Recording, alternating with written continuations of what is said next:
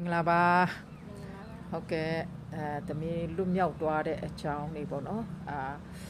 တက်တေခံချင်တယ်ဆိုတော့ဒီမှာတက်တေခံလို့ရပါတယ်ပေါ့နော်အားလုံးလည်းလွတ်မြောက်ခြင်းရတော့အောင်ကြားတည်တဲ့လူတွေပဲဖျားတခင်တတ်နိုင်တဲ့အကြောင်းပေါ့နော်ဆိုတော့တက်တေခံဖို့တမီးတို့ချင်ပေးပါတယ်ရှေ့စားဖျားခင်ကြီးဆိုတော့ချင်းမနဲ့နေ့တိုင်းဒီအကောင်ဆုံးပို့ဆောင်ပေးအတွက်လည်းဖျားကြီးစွတင်နေမြေတက်တာထဲမှာဆိုရင်ကိုကကြုံတွေ့ခဲ့တဲ့အရာလေးဆိုရင်တကယ်ဥနေနေဆိုတကယ်စိတ်သက်ကြဝမ်းနေဖို့ကောင်းတဲ့အရာဖြစ်တယ်ပေါ့မြေတက်တာမှာတကယ်မိဘတွေလည်းမရှိဖေမေလည်းမရှိတဲ့အတွက်ကြောင့်သူများအိမ်မှာပဲကြီးပင်းခဲ့ရတဲ့အတွက်ကြောင့်ကိုယ့်ရဲ့စိတ်တက်ကခဏခဏကြခဲ့တယ်ဒါပေမဲ့တစ်ချိန်မှာဘုရားခင်ယေရှုဆိုတဲ့အရာ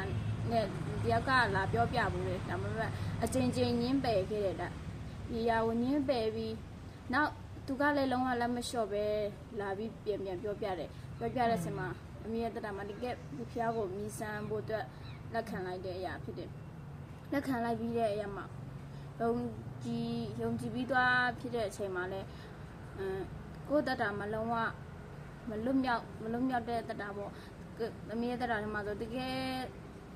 စိတ်ညစ်ဝမ်းနေရတဲ့အရာတွေယောဂဆိုတော့ယောဂလည်းရှိတာပေါ့ယောဂဆိုရင်သွေးကင်ဆာယောဂတောင်ရှိခဲ့တာပေါ့ဒီသွေးကင်ဆာယောဂနဲ့ကိုဘယ်သူမှလည်းပြစ်စုပေးမဲ့သူလည်းမရှိပြီးတော့စေကုသမဲ့အချိန်ကြတော့လေငွေကြီးကလိုတဲ့အတွက်ကြောင့်ဒီယောဂကြောင့်လည်းအမျိုးမျိုးဒုက္ခစိတ်ခဏဝမ်းနေခဲ့ရတယ်ပေါ့ဒါကိုသွေးကင်ဆာနဲ့ဘယ်သူမှသွေးအာနဲ့သွေးနှာခေါင်းသွေးရှမ်းနဲ့သူကမတက်နိုင်တော့ဘူးဆိုကိုစိတ်သက်ခဏကြခဲ့တယ်ဆေးရုံလည်းသွားခဲ့တယ်ဒါပေမဲ့ဆေးရုံမှာဆိုရင်ခဏအနေ့တိုင်းလိုနှာခေါင်းသွေးရှမ်းနဲ့ပါးစပ်ထဲကသွေးထွက်တယ်အဲ့လိုမျိုးလေးဖြစ်တယ်ပြီးတော့သွေးသွင်းတဲ့အချိန်မှာဆိုလို့ရှိရင်လည်းသွေးသွင်းခဲ့တယ်နောက်အချိန်တွေကြတော့ညကုန်လာတဲ့အချိန်မှာကျတော့ကိုလူမှမတက်နိုင်တော့ဘူးဆိုပြီးစိတ်သက်တော်ကြပြီးတဲ့အချိန်မှာကိုတက်တည်ဖို့အချိန်ချင်းခါလောက်ခဲ့တယ်ပေါ့တကယ်ကြက်သက်စီတွေတောင်မှတောက်ဖို့အတွက်လောက်ပေးပြီးတကယ်ချင်းတယောက်ကအဲ့လိုလာတားလိုက်တာဖြစ်တယ်ပေါ့လာတားပြီးတဲ့အချိန်မှာသူကလာတားတော့ကိုလည်းဒီဘာလို့လာတားတာလဲဆိုအဲ့လိုမေးတဲ့အချိန်မှာသူကနီလူဘွားတွေကိုရောက်လာလားဟာကိုတက်တည်ဖို့မဟုတ်ဘူးနေ့ရဲ့ယောဂကိုဖျားသခင်တက်နိုင်တယ်ဆိုတဲ့အရာနဲ့တော့ကအဲ့လိုအားပေးတဲ့အရာမှာရှိတာပေါ့ဒါပေမဲ့တို့ရဲ့အားပေးတဲ့အရာမှာတစ်ကိုယ့်ရဲ့စိတ်ကအရန်ကျနေတဲ့ကြောင့်ကျန်းစာကြောင်းအောင်တက်ခဲ့တယ်ကျန်းစာကြောင်းတက်ခဲ့ပေမဲ့လည်းတက်တာမှလုံးဝမလွတ်မြောက်ဘူးဖြစ်တယ်ဘယ်နှစ်လလောက်တက်တယ်ကျန်းစာကြောင်း3လလောက်တက်ခဲ့တာပေါ့ကျန်းစာကြောင်း3လတက်ခဲ့တဲ့အချိန်မှာလည်းလုံးဝတင်တန်းချောင်းပေါ့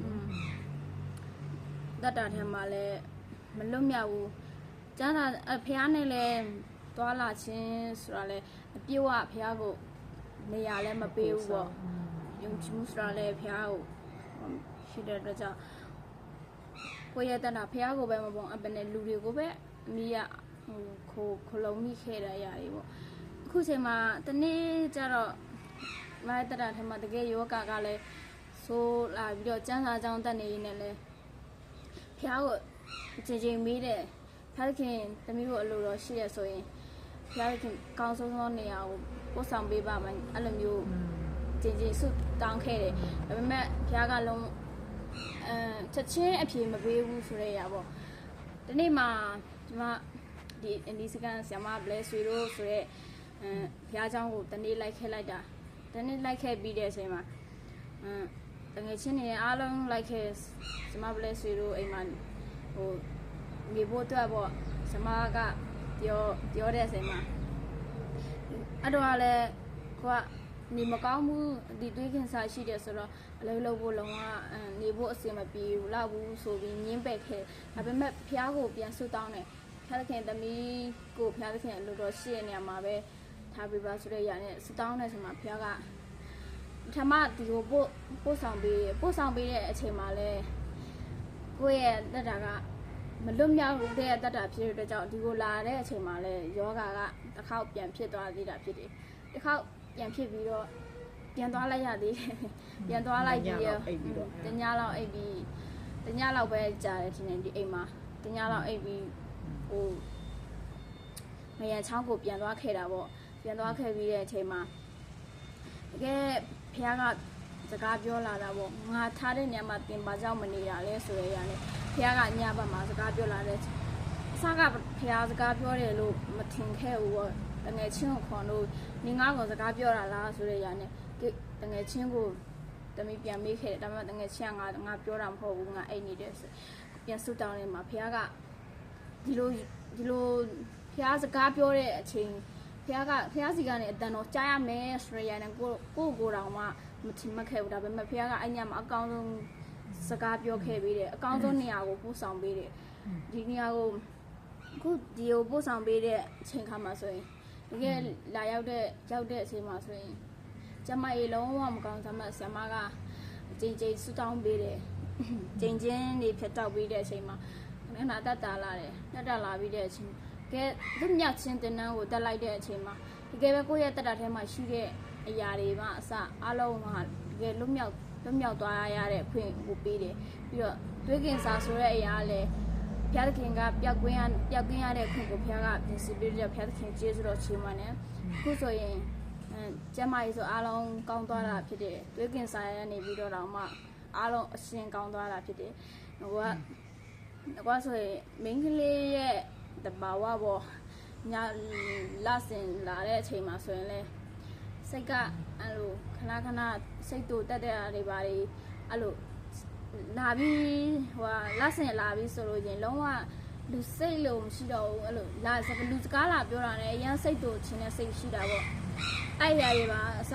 စမကအဲ့လိုတောင်းပေးလိုက်တဲ့အချိန်မှာတကယ်အဲ့ရတွေကနေလဲစာရန်ရဲ့လက်ကွက်ကနေပြီးလွတ်မြောက်သွားခဲ့ရတဲ့ခွင့်ကိုဖျားကပြင်ဆင်ပေးတဲ့အတွက်လည်းဖျားကျေးဇူးတော်ချီးမွမ်းတယ်အခုဆိုရင်တကယ်ဖျားကပေးတဲ့လွတ်မြောက်ခြင်းရတဲ့အချိန်မှာဖျားရဲ့ပေးတဲ့စုကြည်စုပေါ့အဲ့ဒီထီတောင်မှဖျားကဘုဆောင်အသုံးပြုပေးတဲ့အတွက်လည်း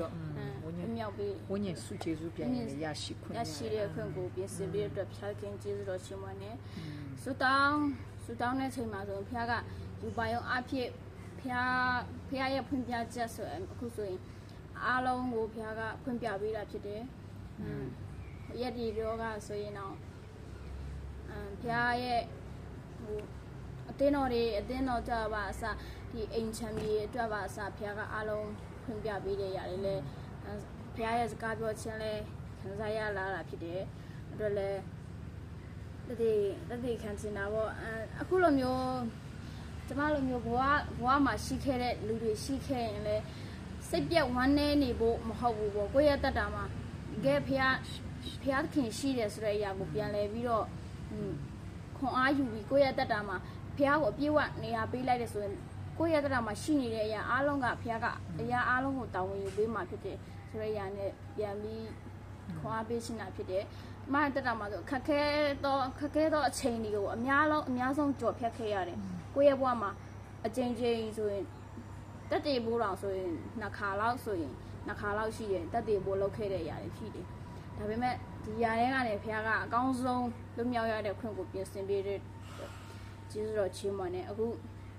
မခွန်အားပေးချင်တာဖြစ်တယ်အခုလို